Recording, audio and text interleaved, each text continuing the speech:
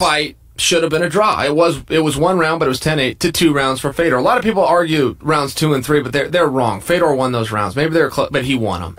It should have been a draw. Yeah, him not being in the UFC during his prime is one of the great tragedies of MMA. I really, really feel that. I would have loved to have seen the Fedor that fought Crow Cop fight in the UFC, and I think he would have been heavyweight champion. I really do. I think the only argument against him being the greatest of all time, in my opinion, is Cain Velasquez. And I guess you could kind of make it for Verdum, but I think Verdum that got knocked out by Stipe was a healthy Verdum. He just got emotional and crazy, and he charged after Stipe, and Stipe's that fucking good. Yeah, he is. He's really good. I mean, Stipe's a bad motherfucker. No doubt about it. He's a deserving world champion. But, man, I would have loved to have seen Primetime Cain versus Primetime Fedor. Sure. I'd love to see it, too. And I maintain that Cain is the most intimidating figure in the heavyweight division. Yeah. That even though he's jerking the curtain on Saturday night for the biggest card ever, he is the most intimidating guy. In the back, what does that mean, jerking the curtain? Jerking the curtain is the guy that starts the show. You got to pull the curtain out of the way to start the show. Because he started it on Saturday night? Because he started it on Saturday night, right? You got the former heavyweight champion who's headlined cards and had bills with his name on the top of him. Now all of a sudden he's jerking the curtain at the start of the show. But that's just because it's UFC 200. Well, that's what I'm saying. It was the biggest card there was. You know, what a performance he had, though. Great performance. Travis Brown is nobody's fool. No. Travis Brown's ranked number 4 in the world, was ranked number 3, and he should be. Travis caught him clean with a straight right hand that first round. One of the few guys to beat Josh Barnett, and Travis is a good heavyweight. You know, he used to be a basketball player. So you talk about Stipe a minute ago. Stipe's a good athlete, and we don't have a ton of them. You know, some of the great athletes that are that size, they go into some other professions. You don't usually get them in this one. Stipe's a good-looking heavyweight. He moves well. He works hard. He's got the wrestling background. Played baseball. He's just a good guy, man. Yeah, he really is. Cool guy. What Cain brings to the table is some freak cardio and perfect technique. I mean, he's so unusual in his cardio. What about that wheel kick? Yeah, incredible. That's crazy. Threw 2 of them. I was even trying that. They were good. That? Javier pulled him aside and goes, "Hey, Cain, we got to start working on wheel kicks." I don't know what it was. It was insane. But they were good. It was beautiful. There was nothing wrong with them. I mean, some guy, like when Weidman threw that wheel kick against Rockhold, you're like, whoa, what the fuck are you doing? Right. And then he gets taken down and beaten up. Chris, why? Yeah, and it wasn't a good wheel kick. It was a goofy wheel kick. Yeah, it just didn't look right. But when you saw Cain throw, you're like, oh, that's perfect. Yeah. But that's how he executes. Punches, kicks, takedowns. Everything is perfect. There's no wind-up. Nothing has, like, extra horsepower behind it. Everything's precise.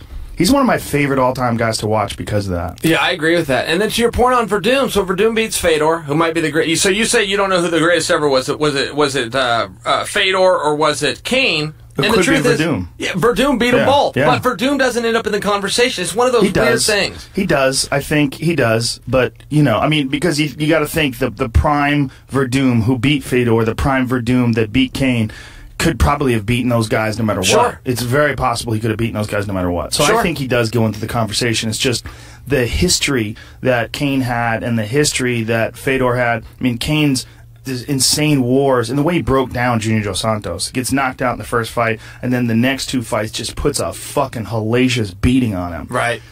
I think, boy, it's you know, the MMA math sucks. Sure. I mean, it's real hard to say this guy beat that guy, so he's number 1, and that guy beat this guy, so. And when you talk about it, one of the elements that comes in isn't the guy's wins and losses and his skills. It's also an intimidation factor. Right. What kind of intimidation do you have? Well, Verdum's, you know, he makes the Joker face, and he's always teasing around. So he gets overlooked, but I don't think that's fair. You know, the same thing's happening to Bisping.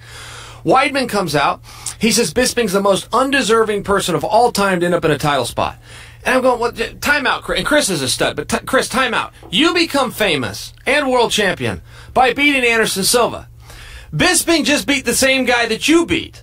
Bisping just beat the same guy that put yourself over. Why does it not put Bisping over? Now he just beats Rockhold, who beat you, but Bisping's still not over. And it's kind of a weird thing. Not only does it put Bisping over, but Bisping beat Rockhold when Rockhold was fighting. He wasn't clowning around. When Chris beat Anderson, he beat him twice. He beat him once when Anderson dropped his hands and was being silly, and he got cracked. And everybody was like, I can't believe Anderson did that. It was a terrible way to lose. It wasn't just that they were in exchange and Chris landed a bomb of a left hook. No, it was Anderson was pretending to be hurt, and then he was like faking wobbling and trying to duck out of the way of punches like he always does, and Chris cracked him. Then the second fight, he breaks his leg. I I mean, he throws a kick, checks it, and breaks his leg. Granted, Chris beat the shit out of him in the first round and almost, had him in bad trouble in that first round. Controlled him on the ground, beat him up.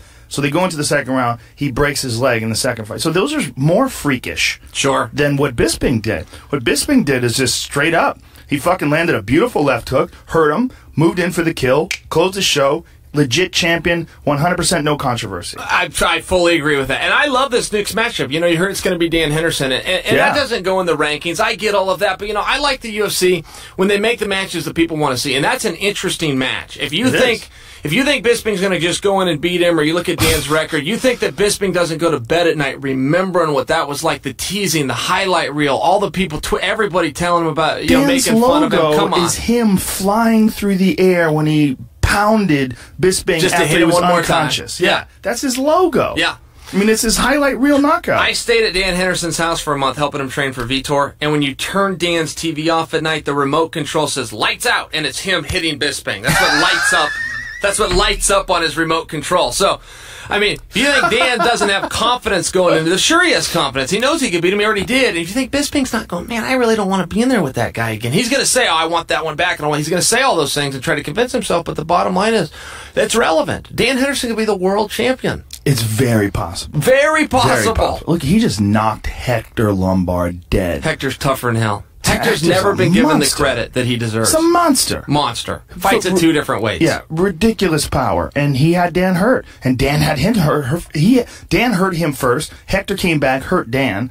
Dan recovered and knocked him out with a crazy fucking elbow. And then another shot once he was basically out from that back elbow. Right. But it shows that Dan can still shut the lights out on a guy in his prime who's a destroyer who's never been knocked out before in the octagon. I fully agree. I fully agree. And Hector's one of those guys, regardless of what happens to him, and Hector stubbed his toe a few times, you want to see Hector fight. Yeah. Hector's got the whole thing. He's going to do the promos beforehand. He's going to mean it. He's going to hate that opponent. It's real. He's going to look like $1 million, and he's going to come out fighting. Whatever happens after that happens, but he's coming to fight.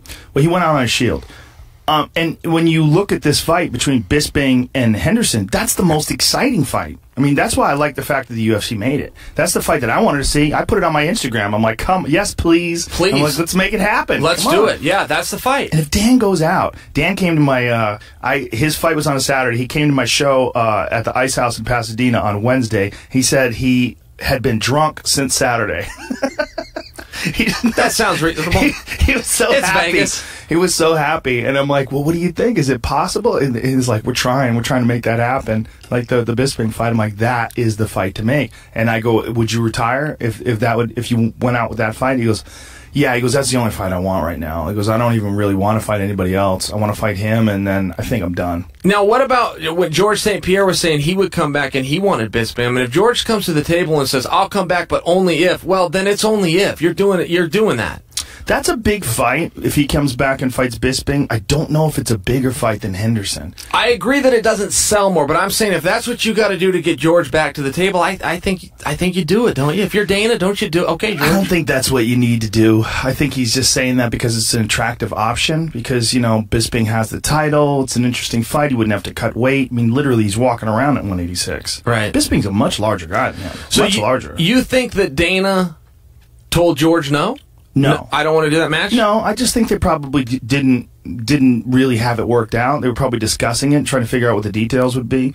But if you look at the most attractive fight to Bisping, I would think the Henderson fight would be. Because Dan doesn't have much time left. If he misses him this time around, he might not ever be able to fight him again. Right. Bisping legitimately wants to get revenge.